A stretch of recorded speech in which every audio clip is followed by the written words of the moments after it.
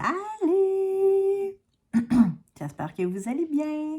J'enregistre le podcast et je vais faire Et pleine de play. sens. Êtes-vous prêts?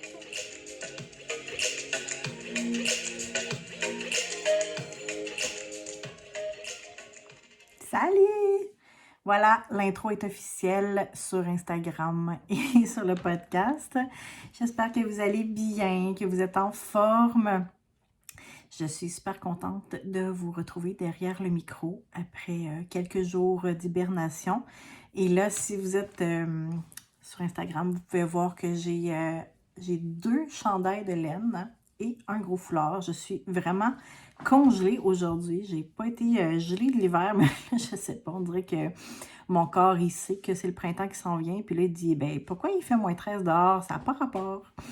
Donc, je me suis emmitouflée aujourd'hui pour faire cet épisode-là. Aujourd'hui, de quoi j'avais envie de vous parler? De dépendance alimentaire, de hyper-empathie, hypersensibilité et de l'impact des aliments sur notre corps et celui de nos enfants.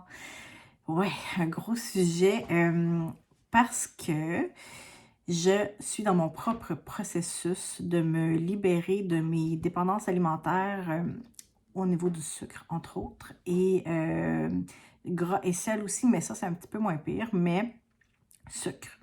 Et ma fille, qui a 5 ans, je la vois aller, je vois qu'est-ce qu'on lui donne à la maison aussi comme environnement, comme cadre alimentaire. Et je vois aussi de plus en plus sa tendance à vouloir manger des choses très, très sucrées, très, très gras, très salées. Et là, la maman, la nutritionniste, je me questionne beaucoup. Puis, j'ai pas envie de lui passer j'allais dire cette habitude-là, mais c'est pas une habitude, là. C'est vraiment dans notre ADN. Donc, je sais profondément que ma fille a cette même génétique que moi, là, je le vois. Je le sais. Et qu'est-ce qu'on peut faire? Donc, c'est de tout ça que j'ai envie de vous parler aujourd'hui. C'est quoi les dépendances alimentaires? Pourquoi ça se passe? Qui est plus susceptible de développer des dépendances alimentaires? Puis là, tu sais, j'ai pas la réponse à tout non plus. Je suis pas l'experte en dépendance alimentaire, mais je vous parle de mon expérience et de ce que je vis avec dans ma famille, avec mon corps aussi. Donc, une dépendance alimentaire, ce qu'on voit de plus en plus, c'est que le fast-food, les aliments transformés contiennent beaucoup, beaucoup de sucre, de sel et de gras. Pourquoi? Parce que notre corps, biologiquement, est fait pour aimer ces aliments-là, ces éléments-là, parce que c'est ce qui donne l'énergie dans notre corps, dans le fond. Ben, pas le sel, là, mais le sel, ça goûte bon. Et l'industrie alimentaire l'a très bien compris. Donc, plus que de sel, de gras et de sucre, plus on a envie d'en manger, plus on a envie d'en manger plus et plus on a envie d'en manger souvent. Donc, ça, c'est biologiquement reconnu. Mais il y a des personnes, des types de personnes qui vont développer une dépendance à ces aliments-là. Entre autres, puis là, ça, c'est ma théorie, je vous dirais, mais tu sais, c'est quand même prouvé aussi là, pour les personnes hypersensibles et hyper empathiques. Donc, c'est quoi être hypersensible, hyper empathique? Scientifiquement, c'est démontré qu'il y a 20% de la population qui a un cerveau qui fonctionne différemment. Donc, c'est ce 20% de la population-là a une façon différente de ressentir les émotions, d'être dans son corps aussi. Donc, on est vraiment, puis je dis on parce que je sais que je suis hypersensible. Mes enfants sont hypersensibles aussi, mon chum, mon conjoint aussi, fort probablement. Donc, on a cette tendance-là à être hypersensible. Puis là, il y a différents degrés, niveaux, façons. Ça peut être sensible au son. Moi, je suis hyper sensible au son. Quand ça parle trop fort, quand ça crie dans la maison, surtout le soir quand je suis fatiguée, j'ai l'impression d'être dans un concert rock. Ça n'a pas de sens. Ma fille, elle est vraiment hypersensible aux émotions des autres. Mon garçon, lui, est hypersensible aux événements cosmiques, donc lune, pleine lune, etc. Donc, c'est ça. On a tout. Il peut avoir hypersensibilité aux textures, aux tissus, à ce qu'on mange dans la bouche. Donc, il y a plein plein de sortes d'hypersensibilité. Et moi, je crois que comme race humaine, on est en train de se développer, c'est pas se développer, mais de se transformer, en tout cas, on change. Et il va y avoir de plus en plus de gens hypersensibles. C'est une bonne chose, à mon avis, d'être hypersensible parce qu'il y a tout plein d'avantages, comme être hyper empathique, vraiment connecté à notre énergie, connecté aux gens. On peut avoir une plus grande sensibilité aussi aux énergies des autres, même à la télépathie. Donc, ça, c'est un autre sujet pour une autre fois, mais c'est vraiment, vraiment très, très beau être hyper sensible, mais c'est quand même un challenge dans notre société présentement, de par la grande quantité d'activités, la grande quantité de bruit, de choses à faire. C'est hyper brûlant pour le système nerveux. Notre système nerveux qui est tout le temps en l'impression d'être en guerre, d'être dans le fight or flight, là, le plus comme le fight, les deux, se battre et se sauver. Donc, on est tout le temps dans ce stress-là.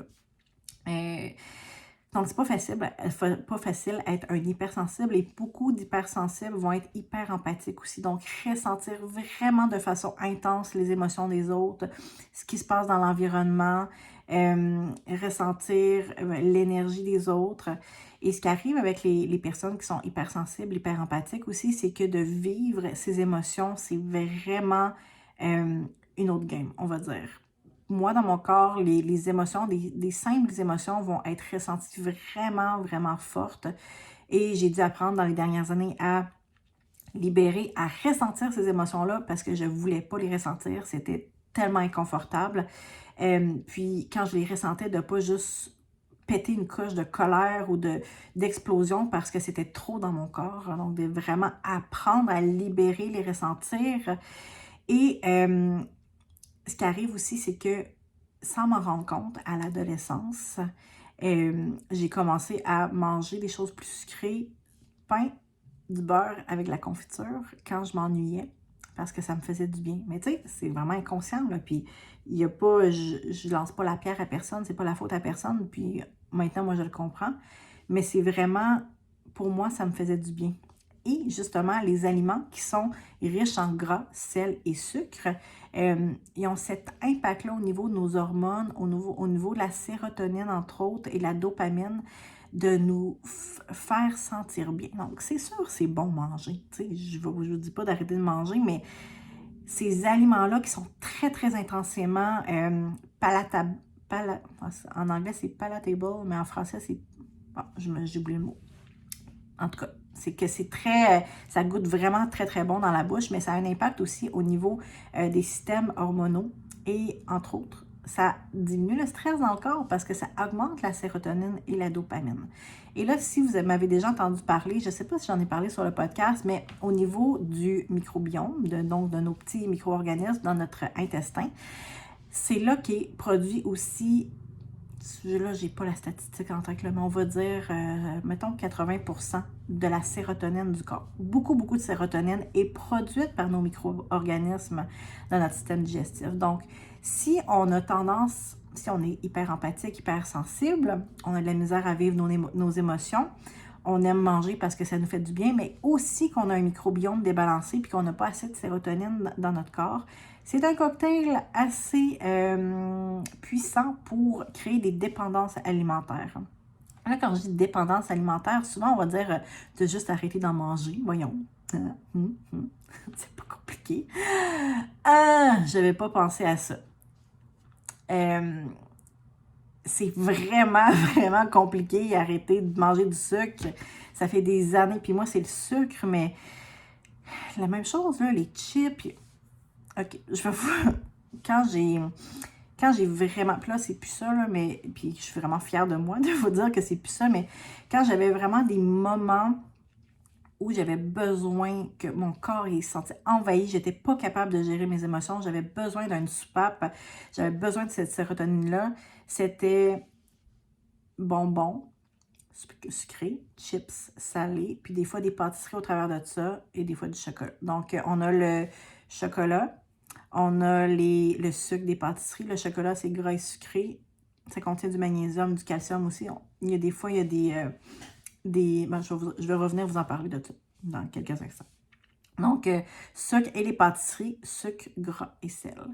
Donc, vous voyez, c'est un petit peu le topo. Puis quand, après avoir mangé ça, je me sentais vraiment engourdie.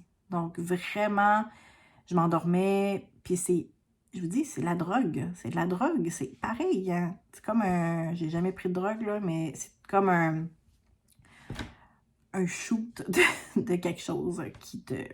C'est ça. Puis je lisais justement, c'est intéressant parce que beaucoup de personnes qui ont eu des chirurgies bariatriques, donc des personnes obèses qui ont dû changer leur alimentation, qui ont eu une chirurgie bariatrique, mais là, ils ne peuvent plus manger beaucoup. Il y a un certain pourcentage de ces personnes-là qui deviennent alcooliques parce qu'il y a vraiment un lien dans ces dépendances-là. Donc, puis avoir des dépendances, il y a toutes sortes de dépendances. Dépendance au jeu, dépendance au sexe, dépendance au drame, dépendance aux aliments, etc. Mais ça, c'est tout parce qu'on ne veut pas ressentir notre corps, on ne veut pas être dans notre corps, c'est trop difficile de gérer nos émotions. Donc, il y a vraiment, premièrement, je crois que comme société, on a vraiment une question à se poser. Là. On est vraiment trop surstimulé, on est toujours dans le stress, notre corps est stressé. Puis, ce qui arrive, c'est qu'on n'a pas les outils pour gérer ça. Donc, on se retourne vers des outils extérieurs. Et puis, on alimente ces dépendances-là, entre autres par le fast-food, par les aliments ultra-processés. Puis, tu sais, je parlais à ma fille là, de ce qu'on retrouve dans les épiceries, puis je lui disais, tu sais, tout ce qui est dans une boîte, tout ce qui est fait par une industrie alimentaire, il y a un potentiel de dérégler notre corps, les additifs alimentaires, puis sincèrement, je vais à l'épicerie, je suis quasiment juste dans l'allée des fruits et des légumes, puis un petit peu dans les produits laitiers, on va dire, je veux dire, les boissons, les boissons végétales. Puis je vais rarement dans les rangées, mais quand je rentre dans les rangées, là, puis que je vois les aliments, puis les boîtes, puis les ingrédients, sincèrement, j'ai mal au cœur. J'ai mal au cœur. On est vraiment en train de détruire notre santé, puis on détruit notre santé, puis on détruit la planète en même temps. C'est vraiment...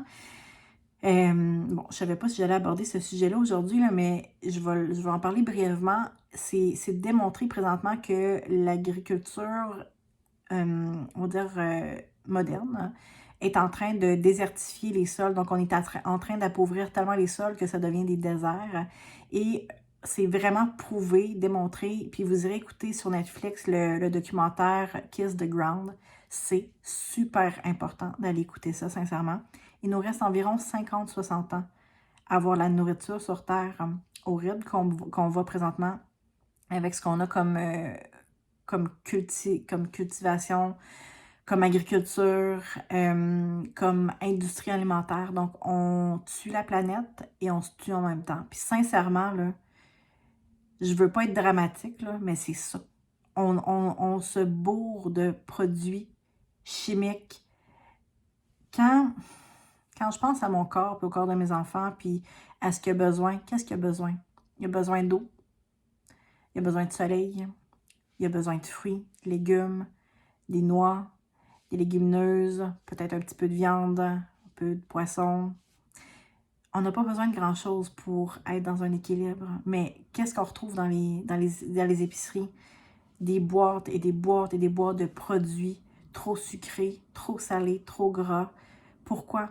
Pour qu'on achète plus, pour qu'on mange plus. Puis après ça, on se demande sincèrement pourquoi on est obèse, pourquoi on est malade, pourquoi les cancers augmentent.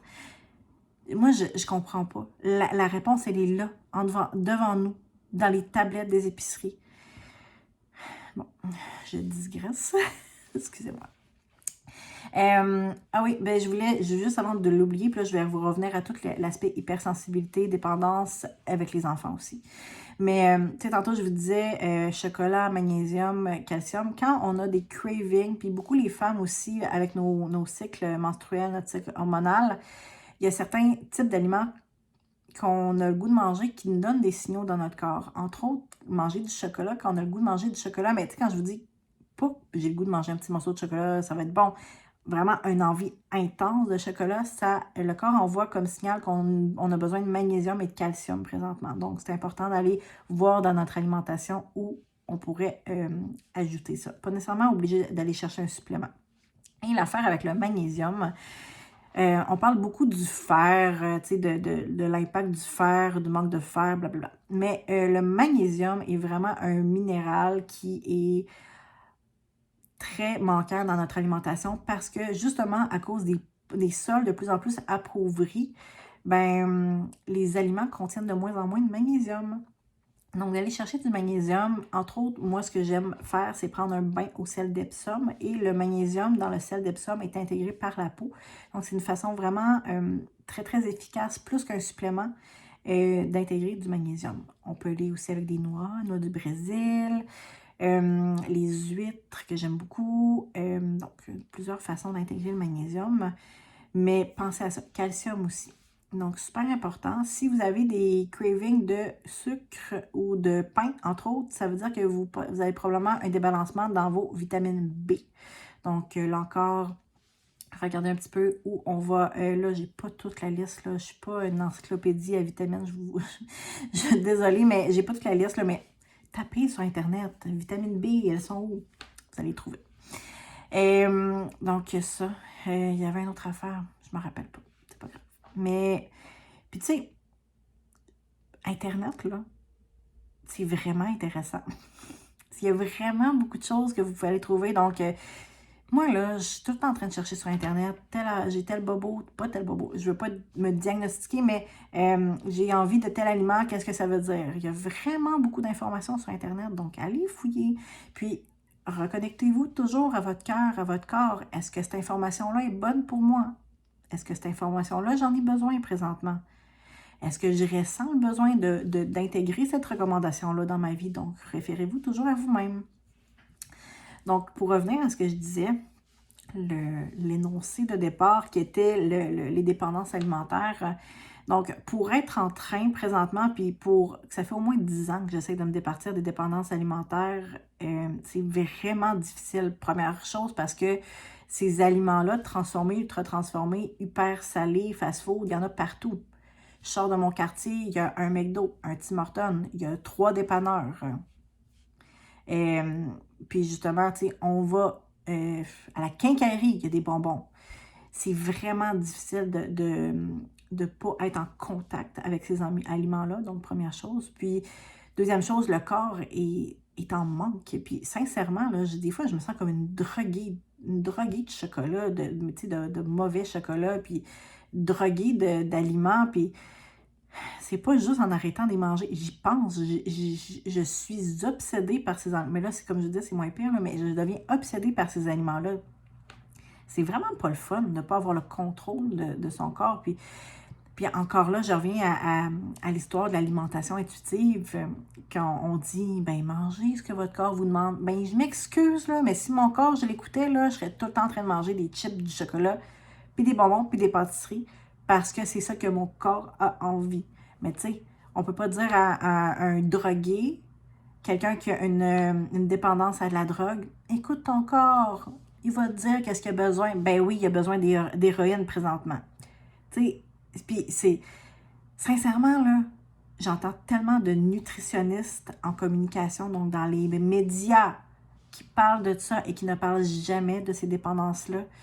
Puis ça donne la honte aux gens. Pourquoi moi je suis pas capable d'écouter mon corps? Pourquoi je suis pas capable de m'en libérer? On est drogué. On est drogué, tout le monde. Donc, qu'est-ce qu'on fait quand on est drogué? Ben, il faut se détoxifier. Il faut détoxifier notre corps. Il faut se libérer de ces choses-là. Il faut... c'est ça. Il faut arrêter d'en manger, puis il faut libérer notre corps de ses émotions, de son énergie. Il faut rééquilibrer son système nerveux pour que son système nerveux soit assez fort pour être capable de gérer ses émotions en paix. Il faut rééquilibrer notre microbiome pour qu'on ait cette sérotonine-là vraiment naturellement, pour qu'on se sente bien naturellement. Donc, c'est toute une question de biologie et d'énergie. de se sentir bien dans son corps, assez en contrôle pour être capable de recevoir ses émotions, de les ressentir, d'avoir les bons outils pour ressentir et les vivre, ces émotions-là, avoir un système nerveux qui est fort, avoir une biologie qui est forte au niveau de notre microbiome et savoir quoi manger aussi. Parce que c'est pas, malheureusement, c'est pas en écoutant son corps qui est déséquilibré, en intégrant l'alimentation intuitive, qu'on va trouver les réponses. Il faut détoxifier le corps, détoxifier, en tout cas, peu importe. Enlever les toxines, enlever le brouillard, enlever l'énergie, enlever les blocages. Il faut faire ce travail-là pour ensuite être capable d'être assez fort pour dire, OK, moi, ces aliments-là, j'en veux plus, je les enlève. Puis d'être capable de se... C'est quoi le mot que je cherche? De se libérer de ces dépendances-là. Donc, puis à un moment donné, ce qui arrive, c'est que le corps est tellement redevenu dans son équilibre que de manger un aliment très sucré, puis hier, j'ai mangé un biscuit d'une compagnie que je ne nommerai pas. Beaucoup de sucre, beaucoup de gras, la liste d'ingrédients était super longue. J'ai tellement eu mal au cœur après. Ça, j'étais vraiment contente, sincèrement, parce que je me suis dit, OK, mon corps est rendu au point là, qu'il est vraiment capable de me dire comme ça, non merci, j'en veux pas. Mais il y a une couple de mois, je l'aurais mangé, puis j'aurais dit comme, OK, je sais que c'est pas très bon, mais je le sens pas dans mon corps. Et là, je voulais parler des enfants. Parce que, avec ma fille, puis je vous parle de ma fille parce que mon petit loup, il est trop petit encore de toute façon pour comprendre, mais avec ma fille, on travaille fort sur le respect de son corps, écouter son corps, qu'est-ce qui est bon pour nous, lui faire confiance, puis j'en parlais dans l'épisode avec Tamara, apprendre à faire confiance à nos enfants, à les écouter. Sauf que, quand un enfant a une tendance à pouvoir développer cette dépendance-là aux aliments. Puis là, tu sais, je dis pas que tous les enfants, c'est comme ça. Moi, je le vois, que c'est parce que ma fille, elle a les mêmes traits que moi. Elle tripe sur le pain. OK, je sais que beaucoup d'enfants tripent sur le pain, mais sincèrement, un enfant qui est bien équilibré dans son corps, n'importe quel être humain qui est bien équilibré dans son corps est capable de manger une tranche de pain sans être capable de manger le pain au complet. C'est ça que je veux dire. Ma fille tripe sur tout ce qui est hyper sucré. Puis ce que je me rends compte aussi, c'est justement, moi en le vivant, quand ton corps est bien adapté, bien équilibré, puis qu'il n'y a pas besoin de ces intenses boosts de sucre-là, tu sais, les enfants là, qui mangent super bien, puis ces trucs sucrés-là, hyper sucrés, là, ils vont en manger un, puis ils vont lever le nez, ou même j'ai déjà entendu des enfants qui disaient ah, moi, les bonbons, j'aime pas ça, ça goûte pas bon, tout ça. Et puis je crois sincèrement que quand on donne des bons aliments à notre corps, qui est bien équilibré, ce qu'on a le goût de manger, c'est des fruits, c'est des légumes, c'est des aliments qui sont peu transformés, les vrais aliments. Donc, ma fille, je vois cette tendance-là depuis quelque temps à demander plus souvent des bonbons. Puis, tu sais, je suis pas dans l'idée de complètement enlever ça parce que la réalité est qu'on vit dans une société où il y en a. Et on va dans les fêtes, puis il y a des gâteaux. Puis c'est pas ça, moi, mon idée. C'est que de savoir que ma fille est assez forte dans son corps pour être capable d'en manger, puis pas avoir le goût d'en manger tout le temps, puis que ça ne crée pas une dépendance dans son corps. C'est ça, moi, mon questionnement. Donc, c'est ça, de savoir que, puis les enfants sont aussi très, très influençables au niveau de parce qu'ils sont en pleine croissance, donc au niveau de leurs hormones, de leurs signaux chimiques dans le corps. Donc, tout ce qu'on leur donne à manger, qui est très, très salé, très sucré, mais ça a un impact dans leur corps. Donc, pour ma fille, je vois cette tendance-là à vouloir aller vers ces aliments-là parce que ça lui fait du bien. Et j'ai commencé à voir pour elle aussi. Puis là, je vous dis, parce que pour moi, tout est relié ensemble, à avoir une envie intense d'écouter la télévision. Pour moi, je ne me souviens pas si j'en ai déjà parlé ici, mais pour moi, la télévision, ça a été une grande dépendance il y a plusieurs années parce que c'était ma façon de me déconnecter de mon corps et de ne plus vivre mes émotions. Donc, manger et écouter la télévision. Puis là, encore là, écouter la télévision, c'est pas dramatique, c'est comment on l'utilise.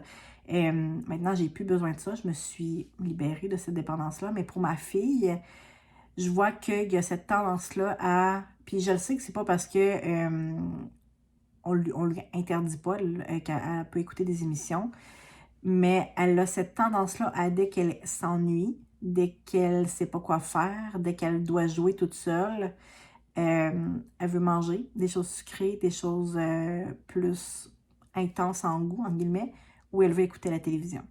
Puis là, ça me sonne des cloches parce que ça me dit juste, OK, elle a besoin qu'on la soutienne, puis là, je dis pas la forcer, mais qu'on la soutienne dans cet apprentissage-là parce que pour moi, comme adolescente, je me souviens que c'était l'ennui. L'ennui, ça me déstabilisait, ça me rendait mal dans mon corps. J'avais juste le goût de manger ou de me geler, ou pas de me geler avec des drogues, là, mais de me geler avec les émotions, avec des aliments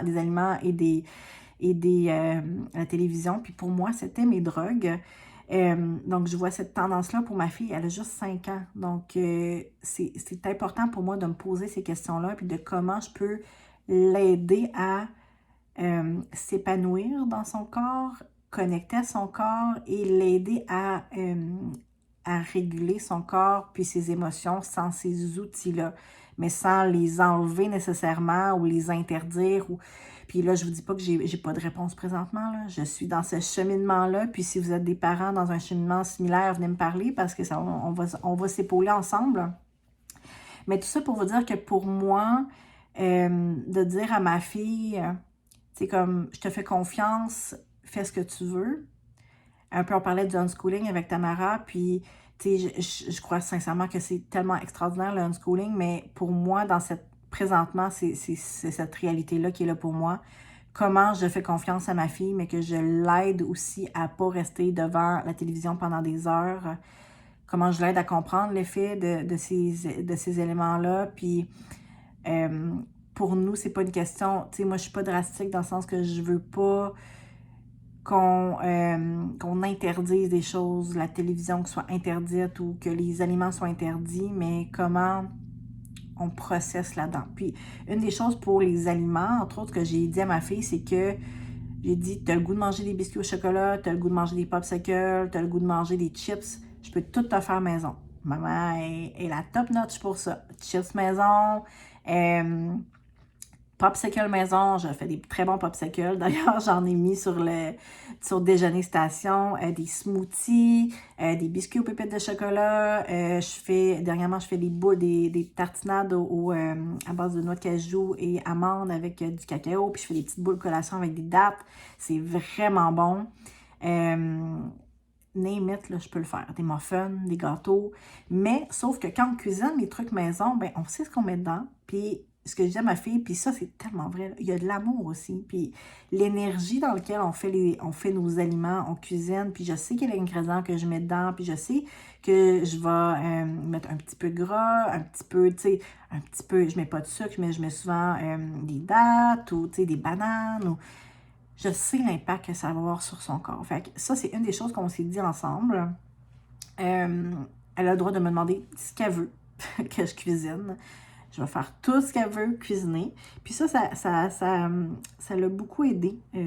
Puis du popcorn aussi, elle adore ça. Fait que ça l'a beaucoup aidé à... puis tu sais, je lui parle aussi. Puis ça c'est tellement important. Puis je veux vous en parler aussi. Parlons à nos enfants. Nos enfants sont tellement intelligents. C'est pas de leur faire peur, c'est de leur expliquer les choses. D'expliquer à nos enfants. Puis moi, je l'explique à ma grande fille que c'est pourquoi les aliments qu'on retrouve dans l'épicerie, dans les boîtes, c'est pas bon pour nous. L'impact que ça... Puis là, j'ai pas ces mots-là que j'utilise. Tu sais, j'ai dit... Je parle de l'impact des ingrédients. Puis je lui parle de ce qui est fait en usine. Puis je lui pose des questions sur, d'après elle, c'est quoi les bons aliments, les aliments pour nous. Puis j'essaie de ne pas utiliser bon ou mauvais, mais tu sais, vous savez, il y a cette théorie-là qu'il n'y a aucun... Ok, là, je ris, excusez-moi. Dans mon ancienne vie de nutritionniste, on avait cette théorie-là qu'il n'y a pas de bons ou de mauvais aliments. Parce que sinon, ça développe des problèmes de santé mentale. Mais je me rends compte maintenant qu'on développe des problèmes de santé mentale anyway, si on mange ce qu'on veut, parce qu'on est en train de tout scraper notre corps, excusez-moi le mot, là, mais scraper notre corps avec ces aliments-là qu'on dit qu'il faut manger, qu'on peut manger. Fait que moi, je suis pas d'accord. Je suis plus d'accord avec ça. Il y a des mauvais aliments. Au même titre qu'il y a des toxines dans notre environnement. Est-ce que si je vous donnais du poison à rat, une mini pincée à chaque jour, vous dire ça ne vous rendra pas malade, mais mangez-le. Est-ce que vous le prendriez? Non. C'est la même chose avec les... excusez. C'est la même chose avec les produits alimentaires. On se tue à petit feu.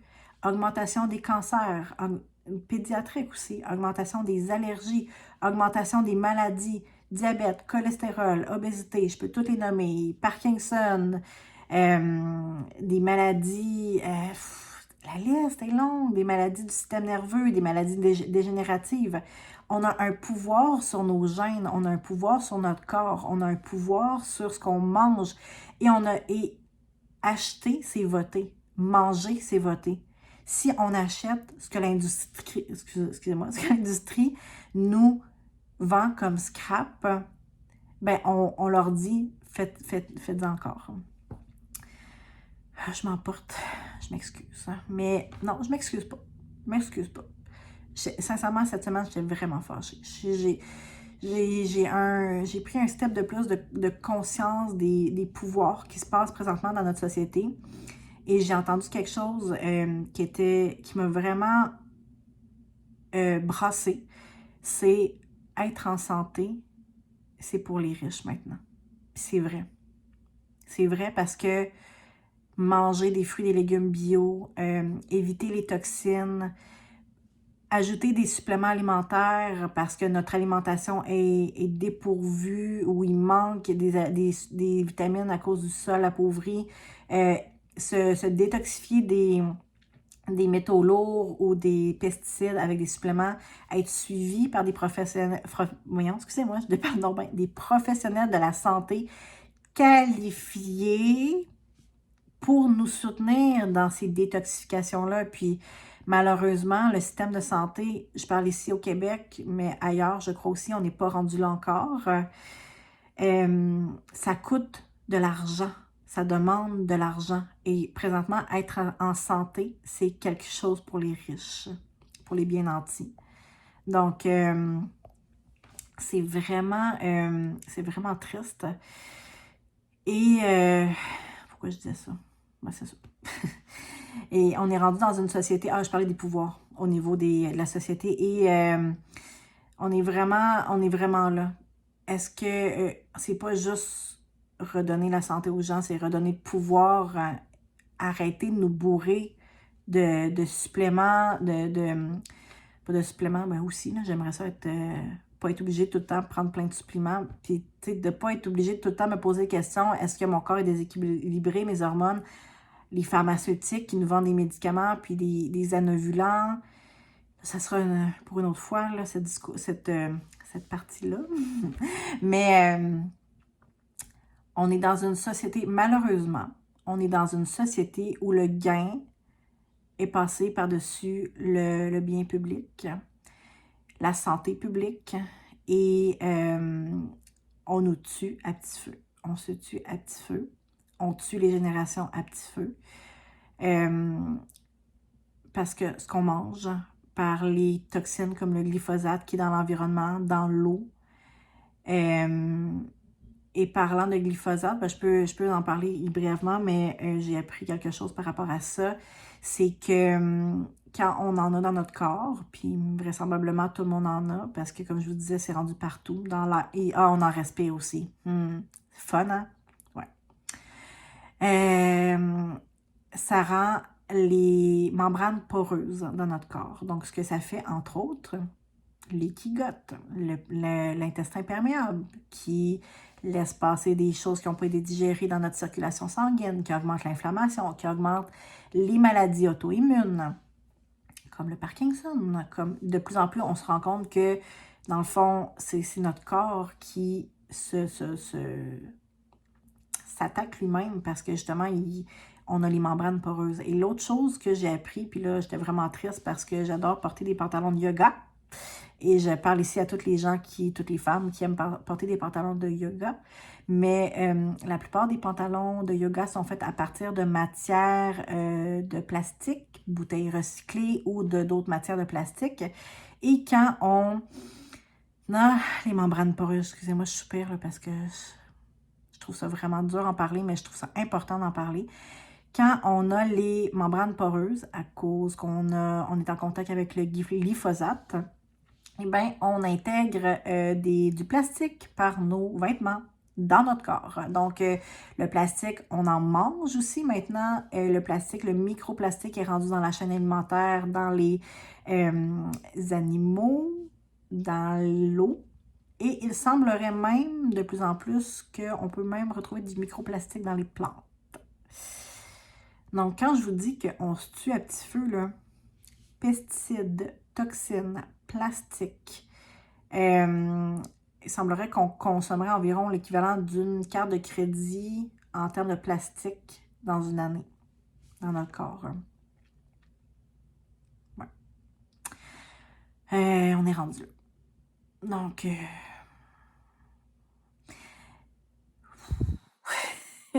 ah oui! Non, ok. Sur ce. Là, ça, c'était ce que j'avais envie de vous dire par rapport à ce que j'ai appris dernièrement pour tout ce qui se passe dans l'environnement, dans notre santé. Donc, c'est hyper important présentement faire un processus de prise de conscience de ce qu'on mange, de ce qu'on est, de ce qu'on fait, de qu'est-ce qu'on achète, hein, parce que, comme je vous disais, acheter, c'est voter.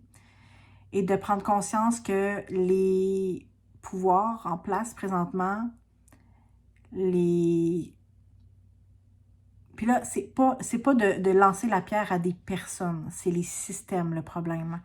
Les pouvoirs en place présentement ne sont plus là pour nous aider à rester en santé. Le pouvoir nous revient à nous. Donc, puis là, je vous dis tout de suite, c'est pas de partir en peur, c'est pas de capoter, mais c'est de commencer le processus à qu'est-ce que je peux faire maintenant? Qu'est-ce qui est à ma portée maintenant, selon mon budget, ma réalité? Est-ce que c'est faire un jardin l'été? Peut-être. Est-ce que c'est d'acheter des aliments qui sont de la Dirty Dozen?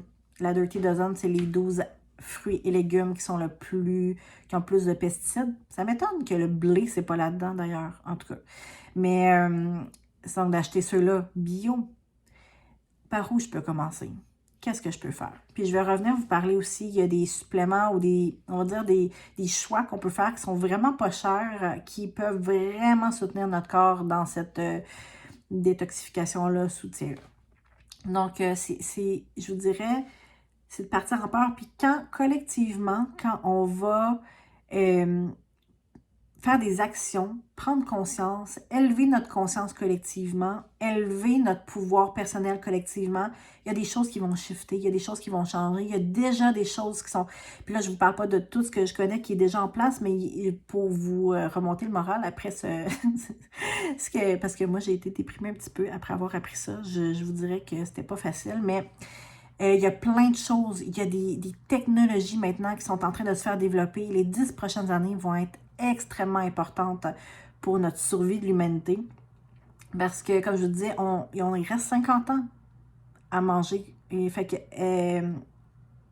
est-ce qu'on veut vraiment penser à où vous allez être dans 50 ans? Moi, je me disais, j'ai 36. Dans 5 ans, je vais avoir 86. Puis là, je me disais, pénurie alimentaire, désert alimentaire, à 86 ans, ça me tente-tu de vivre ça, moi? Puis pour mes enfants, mes petits-enfants, si j'en ai. Mais la bonne nouvelle, c'est que dans les 10 prochaines années, si on élève notre conscience, si on élève notre pouvoir, si on élève notre voix, si on fait des transformations, il va y avoir des shifts. Je vous promets, il va y avoir des shifts, il va y avoir des choses extraordinaires. Ce qu'il faut faire présentement, il faut garder la foi. La foi que l'humain est capable de changer, de se transformer. Mon Dieu, ça me rend donc émotive. Excusez. Hey, c'est quoi? À chaque fois que je vais faire un podcast, je vais me mettre à pleurer. Bon, gardez la foi que qu'on est capable de se transformer, on est capable de faire des bons, des chiffres, des transformations dans l'humanité, de garder foi qu'il y a des gens qui travaillent pour le bien collectif. OK.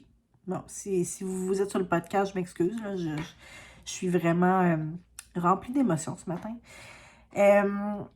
Puis que vous avez le pouvoir. Vous avez le pouvoir de faire changer les choses. Vous avez le pouvoir de... Vous avez le pouvoir de dire... voyons. Vous avez le pouvoir de dire, arrêtez de nous feeder de la bullshit. Arrêtez de nous dire n'importe quoi. Arrêtez de nous donner à manger n'importe quoi. C'est fini. Moi, j'achète plus ça. Puis de faire bouger. Puis là, je vais vous dire une parenthèse aussi. Je suis pleine de parenthèses aujourd'hui. Sincèrement, là, tout ce que j'incube depuis une semaine et demie, 2 semaines, là, ça sort aujourd'hui sur le podcast. Donc, voilà, c'est ça, c'est moi. J'écoutais un épisode de podcast ultra intéressant. Je vous mettrai le lien, en fait 2 épisodes, mais un ultra intéressant il parlait des sciences et comment présentement on met tout, on dit c'est pas prouvé par la science l'a pas prouvé. Mais juste pour vous dire que ce qu'il disait dans le podcast, la science présentement est utilisée au bien de ceux-là qui ont de l'argent. La science est utilisée pour faire dire ce qu'on veut aux études scientifiques. Et moi, je le vois beaucoup, beaucoup. Je suis capable de lire des études scientifiques. Je suis capable de comprendre les pouvoirs en force là-dedans. Il y a beaucoup de professionnels de la santé dans les médias qui font dire ce qu'ils veulent aux études scientifiques. Donc, malheureusement, présentement, là, c'est une crise de confiance envers ce qui est établi, les systèmes, parce qu'on nous feed de la bullshit tout le temps. On nous dit ce qu'on a le goût de dire. J'entendais, je ne vais pas nommer de nom, là, mais au Québec, j'entendais un professionnel de la santé qui disait que les anovulants causaient pas... C'était pas démontré que les anovulants causaient des problèmes sur la santé. Je m'excuse, là, mais il y en a une shitload. Puis là, excusez mon langage, mais ça sort comme ça. Mais d'études scientifiques qui démontrent tous les problèmes que ça cause les anovulants chez la femme. Puis là, je ne suis pas contre les anovulants, mais je vous dis juste que arrêtons de croire tout ce qu'on nous dit et que de tout mettre dans le panier de la science. Parce que la science n'a pas réponse à tout. La science, elle n'explique pas tout et la science n'étudie pas tout présentement non plus. Donc, c'est pas parce que la science ne l'a pas démontré que ça n'existe pas. Et dans l'épisode de podcast, c'était super intéressant, il disait, dans la science, comment ça fonctionne, c'est que j'ai une hypothèse et jusqu'à temps que je démontre que cette hypothèse n'est pas vraie, l'hypothèse est toujours vraie. Donc, si on se part d'un principe de science, tout est vrai. Tout est vrai. Donc, puis la science est un outil vraiment qui est utilisé maintenant par les fortes puissances, l'argent, pour nous dire la science l'a montré, c'est vrai, ou la science l'a pas montré, c'est pas vrai. Mais c'est pas ça présentement. Et il y a vraiment un pouvoir au niveau de la science. Présentement, il y a un mouvement de reprendre le pouvoir de la science et de l'intégrer avec la spiritualité, l'art et les valeurs fondamentales de bienveillance, d'amour, de partage. Donc, on doit reprendre pouvoir. Donc, ce que je veux vous dire, c'est que c'est bon de se questionner, c'est bon de faire ses propres recherches, c'est bon de toujours connecter à son corps et c'est bon de ne pas tout croire ce qu'on vous dit. Puis je vous dirais même, moi, ce que je vous dis, prenez pas ça comme la science infuse. Allez faire vos propres recherches. Allez taper sur Google, ou sur un autre Safari, peu importe. Allez chercher vos propres réponses, votre propre cheminement, connecté à votre corps, à votre cœur. Vous allez avoir les réponses. Donc, moi, j'ai vraiment fait une big parenthèse parce que là, je me rends compte que je parlais de mes enfants. Pour faire un wrap-up, on a le pouvoir présentement sur notre corps, sur ce qu'on choisit, sur ce qu'on veut devenir comme société, comme humanité. Il faut être présent, conscient, il faut faire des choix.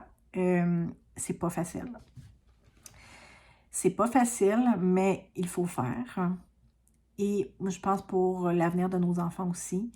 Et être super présent avec nos enfants aussi pour voir leurs besoins, pour voir ce qui se passe dans leur corps. Puis, tu sais, comme je vous disais avec ma fille, j'ai pas toutes les réponses présentement, mais c'est d'être présente avec elle, de lui parler. Puis là, quand je lui dis de lui parler, là, je lui expliquerai pas tout ce que je viens de vous dire, là.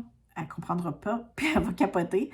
Mais c'est juste, c'est pas de rendre les enfants non plus dans la peur, mais c'est de lui expliquer que c'est vrai qu'il y a des aliments qui font mal à notre corps, puis qu'il y a des choses qui font mal à notre corps, comme se mettre la main dans le feu, ça fait mal à notre corps. Ben, manger du colorant, puis des poignées de sucre, puis du gras, puis des aliments transformés, puis des additifs alimentaires, ça fait mal à notre corps. Hein.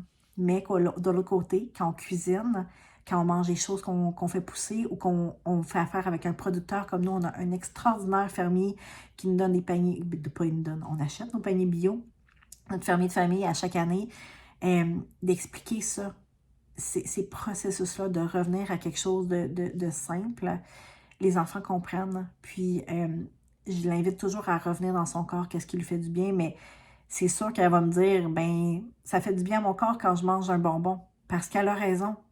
Ça active sa dopamine puis sa sérotonine. Elle a raison. Mais tu sais, de travailler sur ce processus-là avec les enfants. Et justement, je voulais vous laisser avec un aspect beaucoup, très positif. Tantôt, quand je vous disais garder la foi, en restant positif, en restant concentré sur les actions que nous, on peut faire, arrêter de taper sur les autres et de dire fais pas ci, fais pas ça, tu devrais pas faire ça.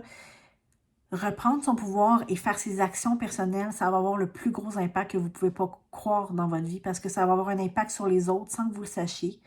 Ça va avoir un impact sur votre corps, sur votre famille. Et moi, je sais 100% que le jour où je vais être capable de me libérer complètement de mes dépendances, de faire ce chiffre-là dans mon énergie, dans mon ADN, puis là, je travaille avec des modalités d'activation d'ADN, c'est vraiment fascinant, mais je reviendrai vous en parler. Quand ça va être libéré, shifté pour moi, je le sais à 100% que ça va être shifté, ça va disparaître pour ma fille aussi. Parce que c'est démontré que ces liens énergétiques-là, génétiques-là, sont transmutables par notre propre transformation. Quand je me transforme, je transforme les gens qui sont venus avant moi, ma lignée héréditaire, je transforme les gens qui viennent après moi, et j'ai un impact dans mon énergie, dans mon magnétisme, qui est au-delà juste de mes choix, ça a un impact sur la société. Et je ne sais pas si vous avez déjà entendu je me souviens pas si j'en ai déjà parlé, il y a deux choses. L'histoire, c'est c'est pas l'histoire, là, mais c'est les 100 singes. Quand 100 singes ont appris au sein d'une grande, grande population de singes, quand 100 singes apprennent une nouvelle technique ou une nouvelle information, par exemple, là, je vais dire n'importe quoi, là, comme ouvrir une banane, par exemple. Quand 100 singes ont appris à ouvrir une banane d'une telle façon qui est plus facile, c'est scientifiquement démontré, là, automatiquement, puis là, vous irez googler si vous ne me croyez pas, là, mais automatiquement, toute la population de singes qui sont là vont avoir appris à ouvrir la banane de cette nouvelle façon-là. C'est capoté.